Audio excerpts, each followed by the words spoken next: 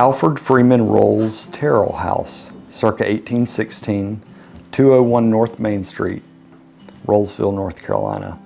Placed on the North Carolina study list for the National Register of Historic Places in 2014. This historic home predates the town of Rolesville. Historic records suggest that early Wake County settlers and members of the Alfred family surrendered this property to the sheriff in 1816, auctioned and sold to Kinchin Freeman in 1818. It later sold to town founder William Rolls in 1826.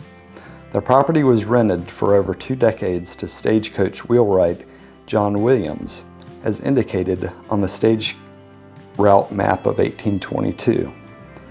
Other early residents include 3 generations of merchants: John Lewis Terrell and wife Sarah Williams Terrell, circa 1840, Sidney Waite Terrell and wife Virginia Almira Crockett Terrell, 1860, J.R. Fowler and wife Gertrude Fowler, 1918.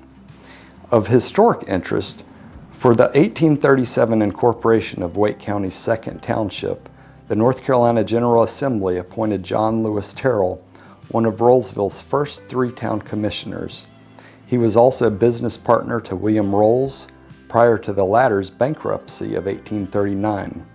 The stately magnolia in the rear yard was planted at the 1860 wedding of Sidney and Virginia Terrell. The original detached kitchen survives in the rear yard near the smokehouse and stone-lined well. The home was owned by the Broughton family, 1938, who kept it over 6 decades. Well, hello Rolesville. This is Ronnie Currin, your mayor. I'm here at the Little House Museum today, talking to the president of the Rolesville Historic Society, Mike Bailey. It's always a joy. This is one of the things I think I do that I really enjoy. It's always enjoyed to do stuff with history and the museum here. So Mike, real quick, thank you for joining the show. Appreciate you being on. Thank you for having me. Glad to have you. Real quick, what is exciting to you about history and about being part of the museum here? Well, back when we celebrated our 175th anniversary here in Rolesville, I had done some amateur archaeology work with a metal detector, doing some metal detecting surveys, and I shared some of those artifacts at the celebration, and there was a lot of interest from the public, and that created more of an interest. Terry met me there, And the museum didn't even exist then. It did not. No, it did not. And she thought it would be a good idea to house some of those artifacts that were found here locally. I mean, many going back to the 18th century, the Revolutionary War period era. And since that time, I put in for a permit with the town years ago, back in, I believe it was 2014, and did a historical survey in the Main Street Park section. And during that time, Granite Falls was being developed, and we ended up finding a very significant site in the Granite Falls area. All those artifacts were preserved and brought in here to the museum to show the public, and that collection has grown additionally. Very early Wake County history that, as you know, Wake County's been developed for decades, and specifically Rolesville. So whenever there's been some construction or the moving of dirt, those are some of the sections that we've focused on. Right. There's a lot of other sections that are still in their natural aspect. I kind of read some of the newsletter, and you had a good section at the end that talked about some of that stuff. And I encourage anybody listening to go and find the newsletter. It came out this week, I think. It did. And read it, because it's very, very interesting. So so with all the development going on, is there still artifacts to be found? There are. You know, funny you say that. I drove up here at Main Street, and I saw, some of the trenches that were being dug, and that always brings excitement to me. I think one of the most exciting, one of the colonial sites that we discovered was at the Walbrook Village. And so we had access to the property before it was deforested in construction. And we found a lot of our research is based on early colonial maps and early maps of Wake County and Rolesville. And it's a bunch of them around here. If you just walk around in the museum, you'll see a lot of maps. Yes, yes. And so we found Benjamin Dunn's home site on the Stagecoach Road. It says BENJ period, Dunn, D-U-N-N. And Benjamin Dunn was a War of 1812 veteran. So it was, we looked for it for about two months. We found some areas that just didn't yield any artifacts. And one day around Easter, we found one flat button. And that one flat button led us to an area probably about an acre in size that had a concentration of pewter buttons, tomback buttons, brass buttons, horseshoes, wrought nails, a very large assortment of artifacts that we were able to recover before they would have been literally lost forever. So that was exciting that's happened in just the past couple of years. Looking at the Granite Falls area, there was only one site primarily that was excavated using metal detection surveys, and that was, we'll go into some of the artifacts in the history room in a little bit, and we can expand on those. So when you find something, how do you find, I mean, everything's not metal. You mentioned metal detectors. So how do you find stuff that's not metal? Visually. After rains, a lot of times when we have had construction and you have the erosion after some of the rains, we go out there and actually look at the soil and see what actually turns up. And you'd be surprised what comes up. Native American spear points, arrowheads at the Burlington Mills extension, when they put that in, that was the key thing I did was get out there. When they didn't get down to the red clay, this was the top layer, the stratigraphic layer of the rich farming land that was here. So that layer actually had predominantly more of the Native American artifacts. And so we'd get out there and literally hand-pick pieces in certain areas. Yeah, I guess you do most of your searching, sort of a hobby. But then you are president of the Historical Society. Yes, sir. So what is for people who may not be aware, as much, describe what the Historical Society is. It's not, I think this is just, the museum is kind of where you land at. It's not part of the museum, I don't get. Right. Historic Rolesville Society is a nonprofit company that we created. None of us are paid. It's a volunteer effort. We've had great support from the town and also our citizens that enjoy history. And even people that don't like history, they can come here to the museum and actually find something that really means something. Because I've worked with the youth leadership here and even the students when they come in. Each student has a different thought or a favorite artifact. And it's just it's arrangement of ideas, what people find interesting. I see you dressed in an attire today. So kind of describe. Maybe the society does more than just the artifacts and stuff and just talking about history. You actually participate in some things, I believe. So maybe describe that. I know parades. I've seen you in parades and stuff. We've done a few parades. We still have our quarterly meetings here at the Little House Museum. We do private tours. Terry does some of the private tours. I've done private tours myself. Recently, I was asked to talk to the Wake Forest Daughters of American Revolution group. And that went well. This coming March, I'll be speaking to the Wake County Historical Society. So different venues that are history-based. I present PowerPoint presentations that aren't boring. So they really focus on the history, the artifacts, the natural environment that we have here. You know, there's a lot of data that can be generated from that information. But I feel that when people can literally see these artifacts in hand, that gives us the evidence of literally what's in the history books. The History of Wake County by Elizabeth Reed Murray is literally, you know, one of the best books out there for Wake County history.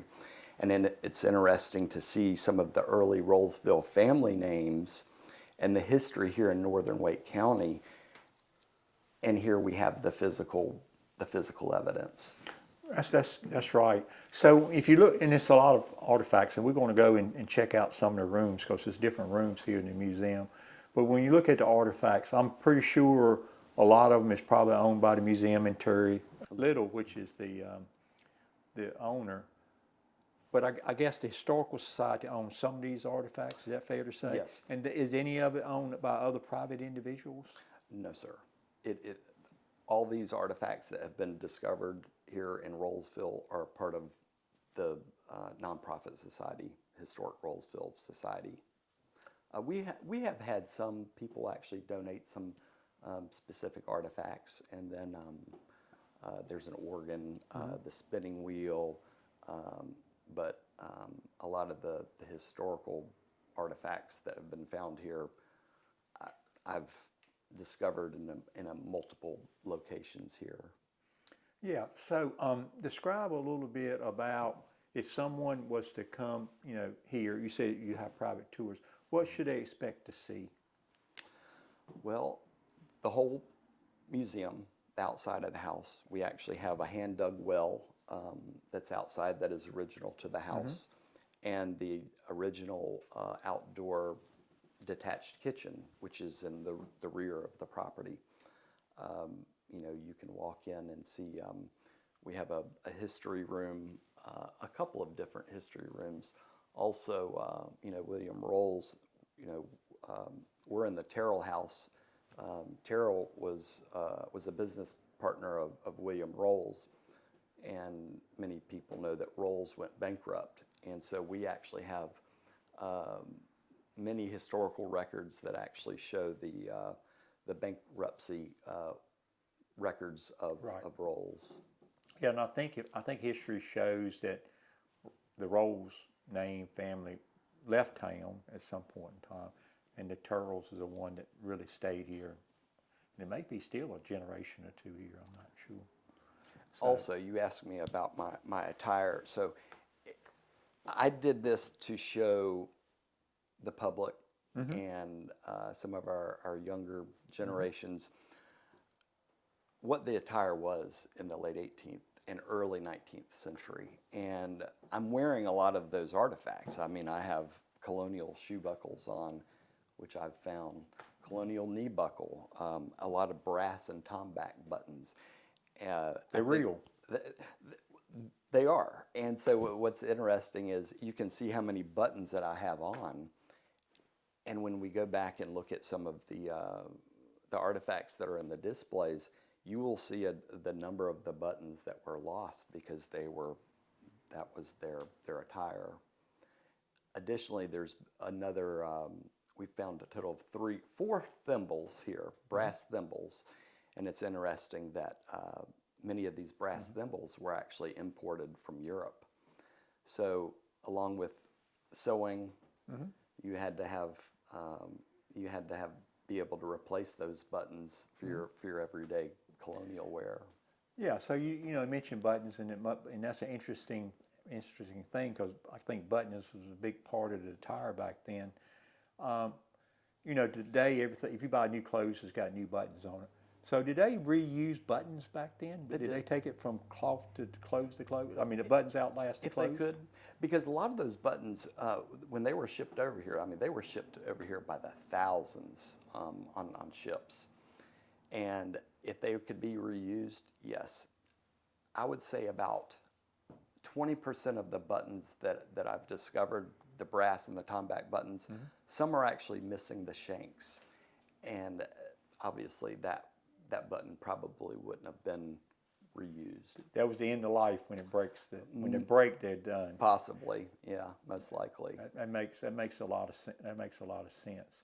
So Mike, I think I read in your newsletter that you got a surprise honor in January. Maybe describe what that was. Yes, sir. Well, I have it here, and I'll give you a little highlight of it. But I was gratefully granted from the Daughters of American Revolution a certificate for a Historic Preservation Committee for Excellence in Historic Preservation. And there's the medal from DAR, which is intriguing. The last time I got a medal was from the DOD, the Department of Defense. When you was in the military? Yes, sir. I served as a U.S. Navy sailor, and I got out in 1994.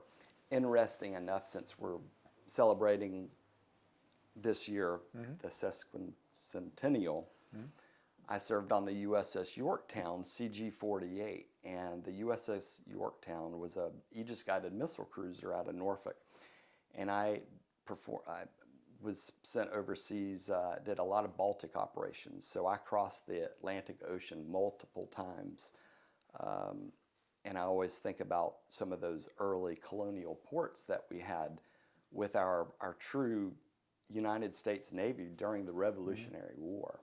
So that's an interesting fact. I never knew that, you know, serving on the USS Yorktown would bring me to this day and being able to share so many artifacts from that time. Your whole life connects together. You don't realize it, but it's just going from one event to another in connection. And you mentioned the special, you know, anniversary this year. I think most people call it the 250th. Right. And the name, you pronounced the name really well, I think.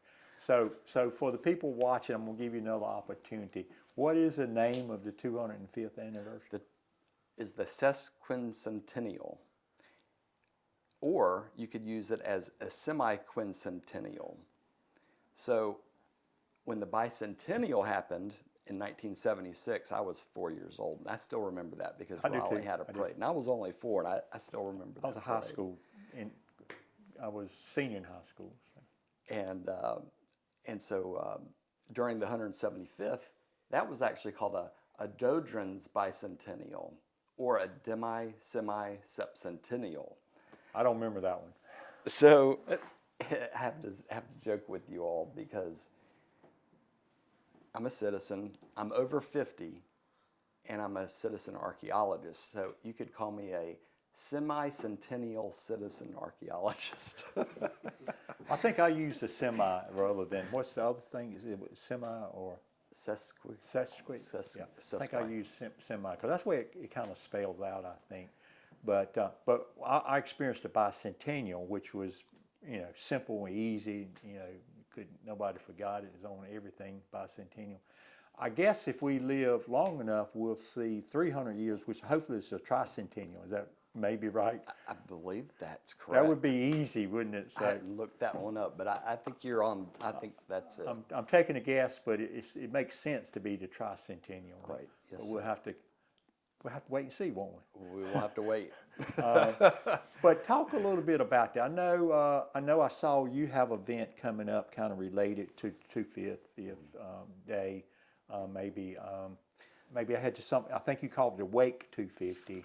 But I think, you know, we probably need to start talking about what do we do Rolesville 250, and maybe ideas around that, or what are you thinking? Right. Well, Terry and I, you know, one of the things that we would like to share with the citizens and the public is we're creating literally a self-driving tour, and we've based it on you know, some of the early maps. So we actually have overlay maps of what it looked like then and what it is today. Obviously, you know, there's only very few historic structures here. This is one of them. We have quite a few here in Rolesville. But we're going to have QR codes, and it will, this is, just somewhat of a draft, but it will be a driving tour that people can possibly come up, pick one up at the town hall and have it for reference, put it in their vehicle, keep it, it'll be in color, glossy, it'll be of quality material so that people can see the area, understand the area. It has changed, but in addition to that, we will have some QR codes in documenting some of the historic artifacts that were found in certain sections. Even here at Young Street, Young and Main, when they were doing the parking lot, I've been out there a number of years before that was paved and graded. And just this past year, what's intriguing is there were 2 lead bale seals, and these lead bale seals actually can date back to the 18th century, and they were used on cloth that was being imported. And so we think like about a stamping. You stamped a cloth. It is. It would have been on a wire, and these are in a sense like quality seals. But with the stagecoach route running through here, we had a stagecoach stop here at the Rolls halfway house, and those were discarded and found along with a number of horseshoes. I like the horseshoes. We found mule shoes, we found pony shoes, workhorse shoes. So it's people can see these physical artifacts that literally would have been paved over and lost. Yeah, I think that tour is a great idea. You mentioned a tour. I have to look at more about that. And I think they had a tour in 1975. I don't know if you read about that or not. But they had some places you could go similar, I think. And I think the last time I read it, a lot of those places don't exist no more. So, Sure. I'm not sure what things will be like 50 years from now, but they may not exist. So it'd be good to highlight it and keep it in memory. I agree. So thank you, Mike, for talking about that a little bit. Just looking around the museum, let's just start with this room here. What is it in this room you find most fascinating, you think? Terry has done a phenomenal job of actually documenting, the timeline of the crossroads. I know we don't have time today to cover all of it, but there's a lot of information here. Is this room kind of focused on Lafayette somewhat? It has been, because Lafayette, the French general, came into the Rolesville, the northern Wake County area in 1825. I think it was 1825, yes. And we celebrated his tour. And so Yeah, it was last year, didn't it? It was. So we had a big celebration here at the Mason Lodge. And Lafayette's bust is a feature here in this particular room. We generally present our presentations here in this room also. So Terry, I guess she travels and she finds these things and bring them back to the museum sometime, like the bust of Lafayette. Yes. And her father was a big. He loved history, so I think some of that was passed down through her roots. Okay, so she had a stockpile of historical stuff to start with. I believe her dad did, and she kind of carries that gene also. Okay, cool. Would you like to show us around the museum and maybe show us some things that you like about each room? Yeah. We'll do that real quick. We'll do that. Okay, thank you. Thank you for showing me around the house here. This is a room near the front, if you're kind of looking at the front of the house. It's almost laid out like it's a real room. People could live here almost. So, Mommy, what is this room? How do you describe this room? I would say, well, we have a fireplace. There's actually two fireplaces on this house. So this would have been probably, in a sense, like a dining room, a living room additionally. The bedrooms were upstairs. And this just kind of gives you, Terry's done kind of the well, she's given the, sorry, that's bad. Sorry, It's sort of like antiques almost, ain't it? That's a better word to describe some of the things in here. It's more of an antiques feel than an architect. We go into some of the other rooms, we'll see artifacts. Right. This feels more like an antique room. Is that fair to say? It is. It is fair to say. Also, we have this organ that was donated, and Miss Emily Rogers. So, this is one of the organs. The Joel Fund, where the house is, the Rogers house. Yeah. This was originally in that house, and when things were moving there, they decided to donate this pump organ. So it was in there recently, before about 5 years ago. About 5 roughly. years ago. Yes, sir. So that was a nice collection. So I'm sure Miss Emily used to live in that house. You may not remember Miss Emily, but she used to live in that house. In fact, that's her right there, Miss Emily. She used to walk around town everywhere. She used to live in that house, and imagine it was there when she lived there for sure. Yeah, that's great to have that. I mean, it's a great little room, and like I said, this one is a little bit different than other rooms, I think. One of the most interesting, since this was a very early home, this home actually was put together, many parts of it, by actually wooden pegs. And so this was discovered, and you can see the representation of how this wooden peg dowel was actually Holding the house together. And you can actually see the axe marks and the hafting of the wood when it was created. This dates back to about 1837 in that era. Everything back then was made by hand. You know, probably, hard work. Like you said, probably a lot of the cuts was done by axes and stuff, and it's just really amazing. And you know, Terry's done a great job, really, of preserving all this stuff for sure. We'll step down the hallway, and I would love to see the mayor walk through this door, but you can see how short this door is. And what's behind the door? The room we just left. Okay, it's another way into that room. It is. It is a short door, and I guess the stairs overhead, so they didn't have. Right. It wasn't any standards back then, so you know that's the height of the door. So this is the history room, one of the history rooms, and this is literally the showcase of Rolesville's artifacts, northern Wake County. This is some very rich history.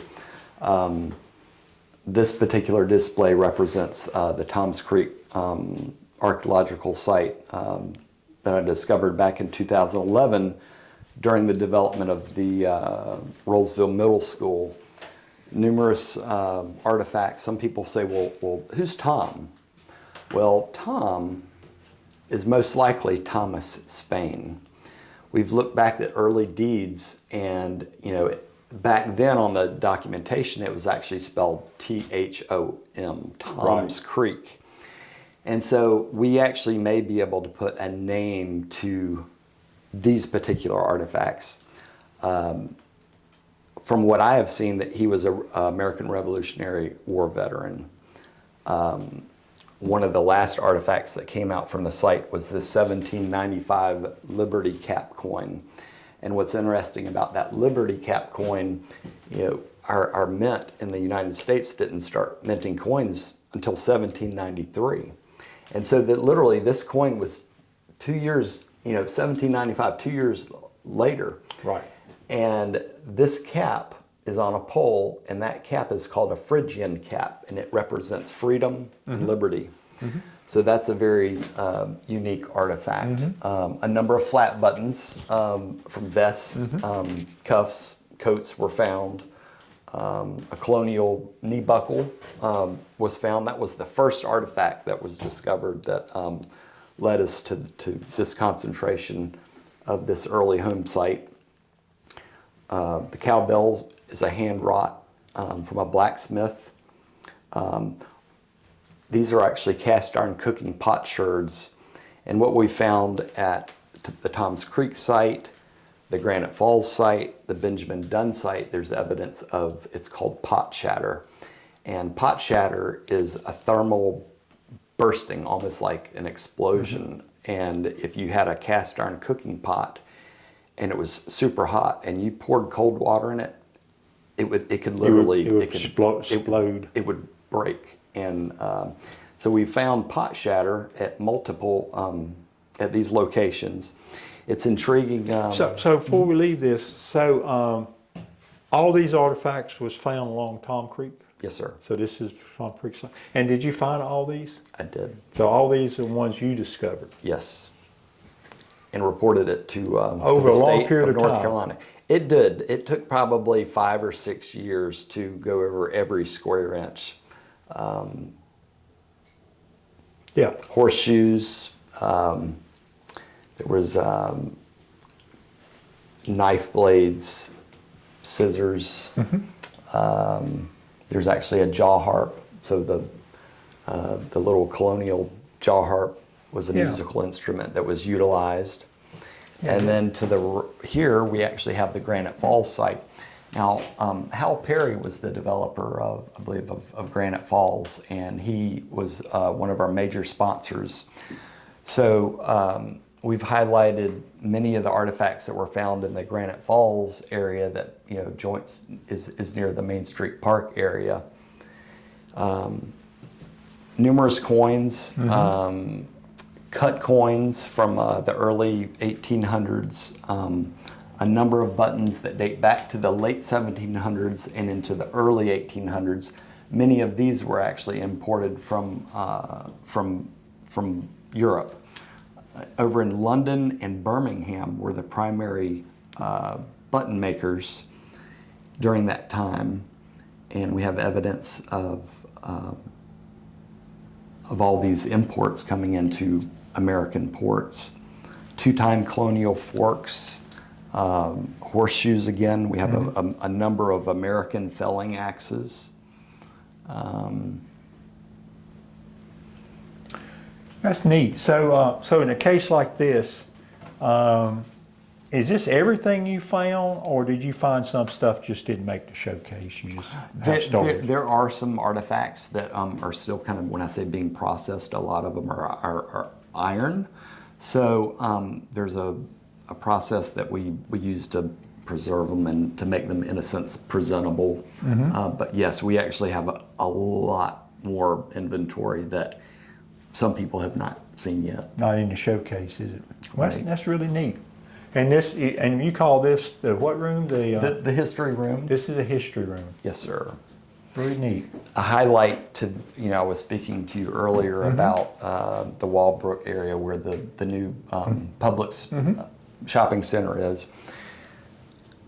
I'm thankful that we could get in there. We had access to that property back in 2023 and found that the Benjamin Dunn site. A number of very unique artifacts, musket balls, harmonica pieces, pewter spoon, a number of pewter buttons, brass, tomback buttons, thimbles, files.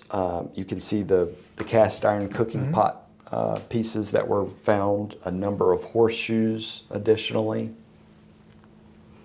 And when you look at some of these with a microscope, you can just see the very unique details of these personal artifacts. And I tell people, this isn't my history. It's all these people that have come before us. These were very personal items that have been held in the hands before us. Yes, exactly right. We're just custodians, right? The deliverer. Somebody, Right. Somebody else will have all this in the future, and we're just custodians while we're here. One last question before we leave this room. I notice you have an African American kind of a slave, some stuff there. I think is it fair to say, African American Month, that Terry's making an effort to incorporate more African American things? Oh, she from- has. Would we see more of that in the future, or what do you foresee on that? I believe that she has more of a database on some of the slaves that were here in town. Since you brought that up, there's a very, very special artifact that I will share with you, and maybe we can get a highlight this under. But this is actually a half dime, and this particular half dime is dated 1856. It was found at the Benjamin Dunn site, and what's intriguing about this is, since it's hold, I've been reading some research about, this was out of state, but there was a slave cemetery that was actually being interred. That means they were doing the archaeology to move it because sometimes development. At any rate, out of a number of graves, about 13 graves, they found the half dime, hold half dime, down at the ankle bones of the human remains, which indicated that these were most likely utilized as an amulet to keep evil spirits away. Sometimes they were used as love tokens also. Sometimes people go, oh, they probably put that on their necklace. Most likely it was not used on a necklace. It was probably used on the wrist, and it was probably also used on the ankle. That's very interesting research there, and that's the only one you found like that. Yes, and so they're not as easy to find as you would think. Then. All right, and you can see how small. So, yeah. A half dime, 1856, most directly related to a slave. Right. Yeah, they predate nickels. So that's a very, very special piece.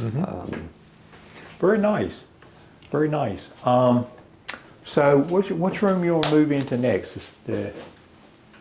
I think we will, while we're here. Okay. Just a point, I wanted to show you, these parts were actually most likely from a wagon, a wooden wagon, and these were some of the parts. So I know that probably a decade ago or 15 years ago, we had a stagecoach that was on our town logo. And it's just interesting thinking about the stagecoaches and wagons. It could very well have been a stagecoach, couldn't it? Oh, for sure. And another cowbell, and additionally other horseshoes and mule shoes that were found. Well, this case itself looks very old. Is this out of an old store, or where would you find something like this? This was donated. I don't have my glasses on right now, but this was donated by a local citizen.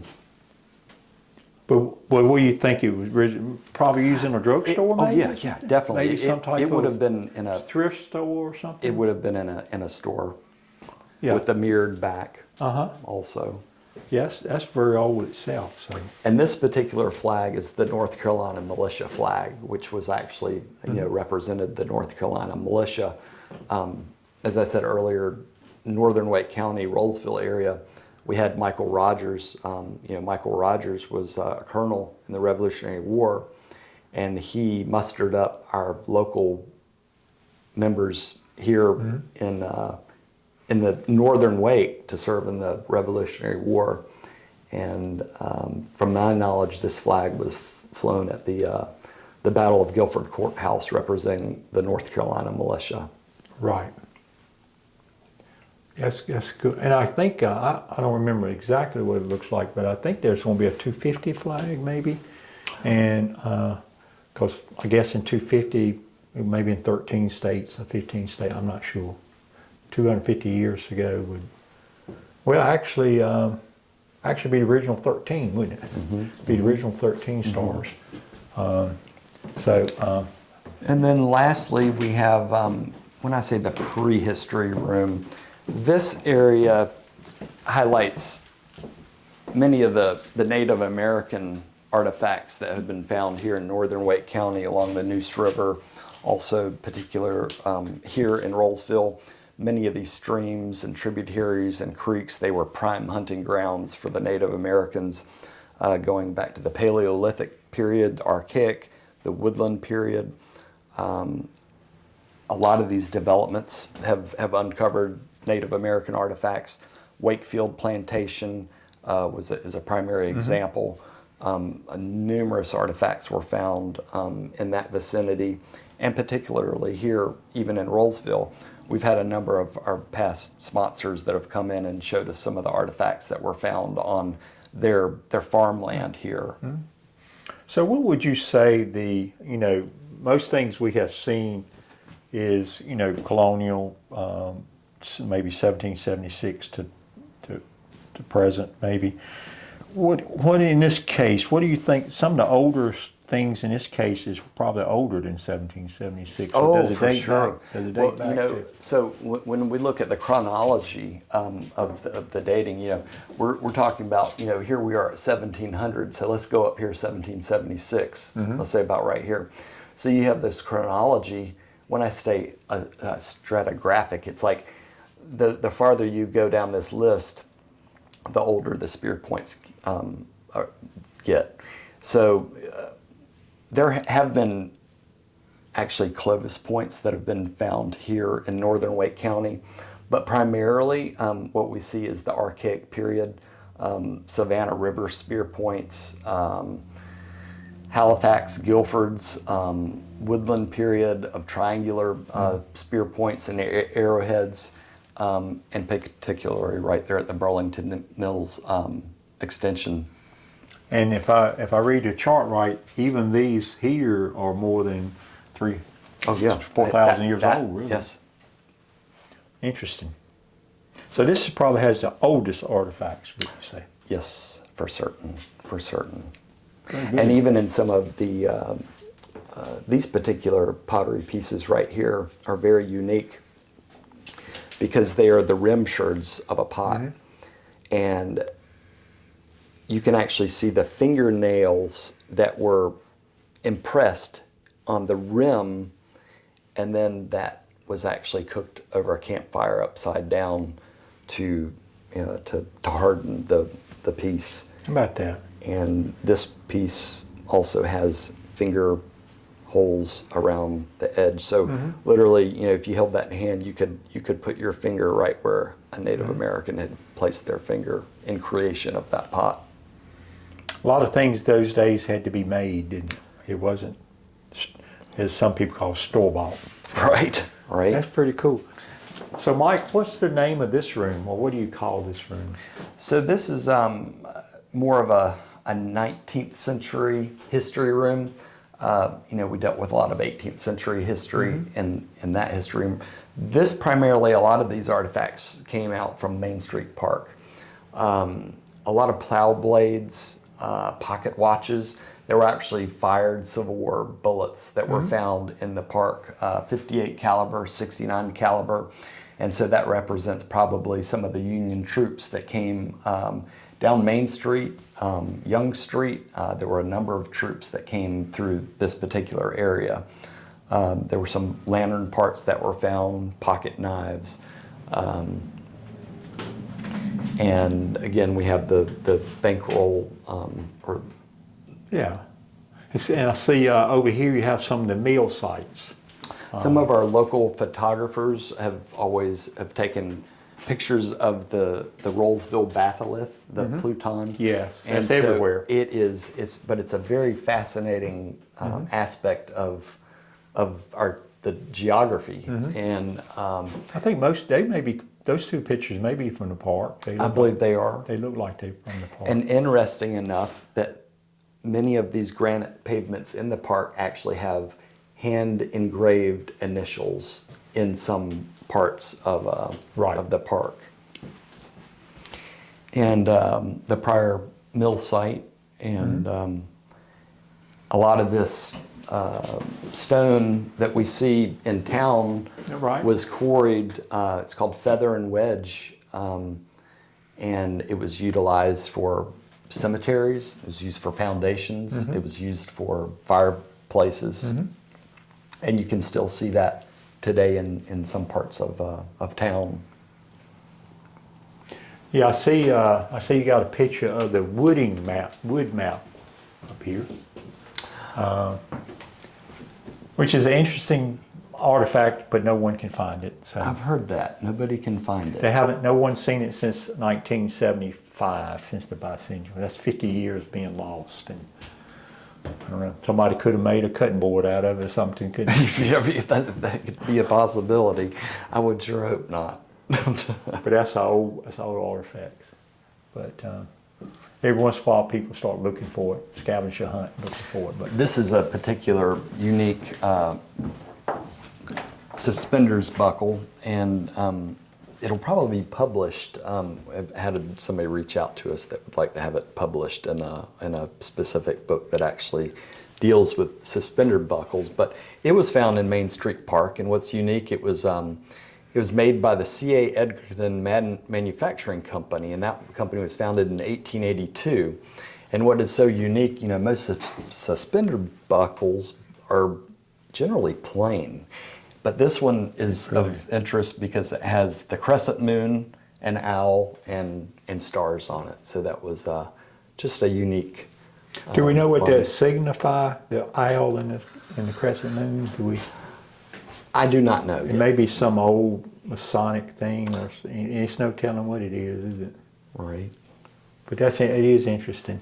Okay, well, we're going to move outside now and take a look at some things you have out there. Right. So Mike, this is the back of the museum, and kind of want to step out here and take a look a little bit. Now, I don't know exactly how much land. This is an old house, old farmhouse type thing on Main Street.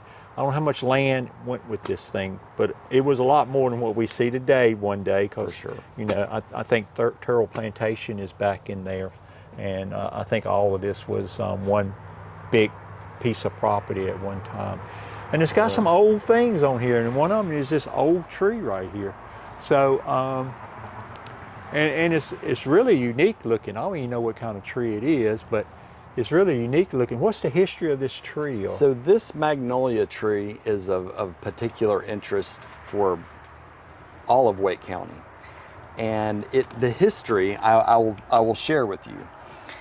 There is knowledge among older residents in Rolesville that when Mr. Sid and Miss Jenny were married, she had her husband to plant a magnolia tree in their backyard. Then they made a pledge in the event of any misunderstanding, they would meet at this tree and renew their pledge. The tree grew and grew and grew. That stately magnolia tree still lives and stands tall in the backyard of the Terrell home place. As time passed, Sidney and Virginia were buried side by side in the Terrell family cemetery just a few hundred yards east of the Rolesville Baptist Church on East Young Street. So that, Sidney Waite Terrell and Virginia Elmira Crockett were married on May the 3rd, 1860. A magnificent tree, now over 152 years old, tells their story. And it looks healthy. It really does. So that's amazing to have. It's really amazing to have. And this hole is still a few artifacts, outside artifacts or buildings, and one of them is this one here. Yeah, we'll go take a quick look at the hand dug well. Okay. We'll take a look down there, and we'll take a look at the outdoor kitchen.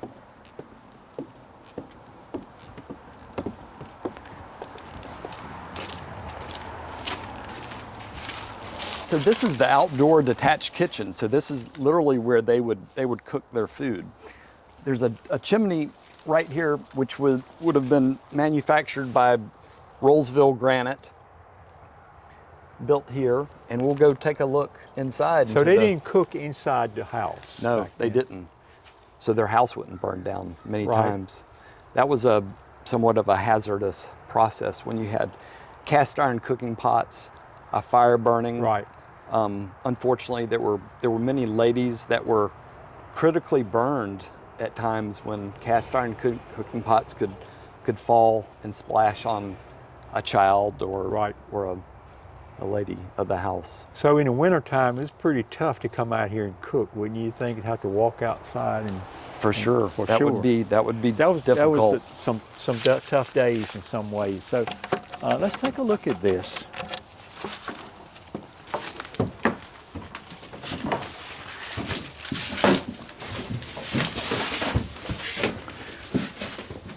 So we have the original fireplace. That's where they did most of the cooking, was on that fireplace right there. That's correct.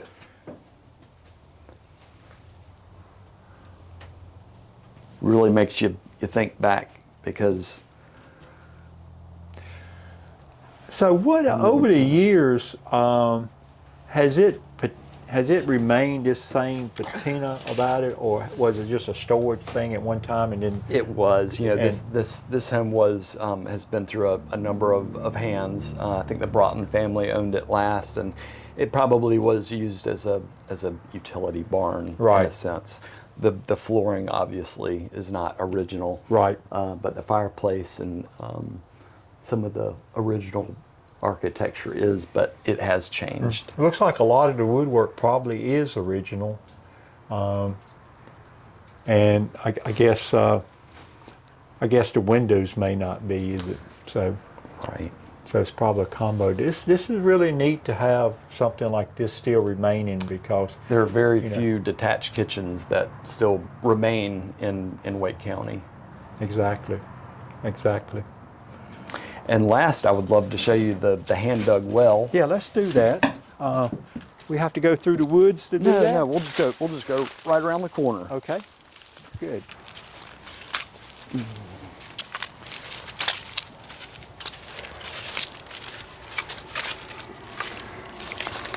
This is cool. I wish, it's probably not the bestest shot, but no. You can literally see the hand-dug well. In the past, we've actually taken a GoPro camera with some LED lights and dropped it down to see the stacked stone from the bottom of the well up. Additionally, at the Benjamin Dunn site, near there was a chimney in that aspect also. And we filmed that particular hand-dug well before it was paved over. So it's a very unique look. A lot of people love the video, and it gives you a very close-up look of how it was constructed. Yeah, my granddad was born in 1901, and I remember him telling me stories that when he was 16, 17 years old, that was one of the jobs he had, was digging wells. Wow. So it would have been about 1917, 1920. That's a hard job, wouldn't it? For sure. Took me to dig a well 35 feet deep or something. But looking in that one, there's a lot of rock around it. So it's probably pretty safe if you've done it right. You know, you'd be afraid of a cave-in doing that, but it looks like they build it out as they go down, and it's pretty safe. Well, appreciate that. Right. Thank you. You're welcome. And thank you for inviting me out today. This is a fantastic venture, and hope you get a good season started. You're getting your new season started at the museum and also with the Historical Society. And I would say, people that's watching, if you want to make donations to the society, we will post that when we do the video.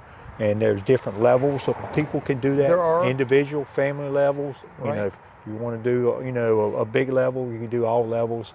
And I would just hope people would take a look at that and be part of the society. So thank you, Mike. Yes, sir. Appreciate you coming out. Thank you, Mayor. Appreciate you having me out. You're Thank welcome. you.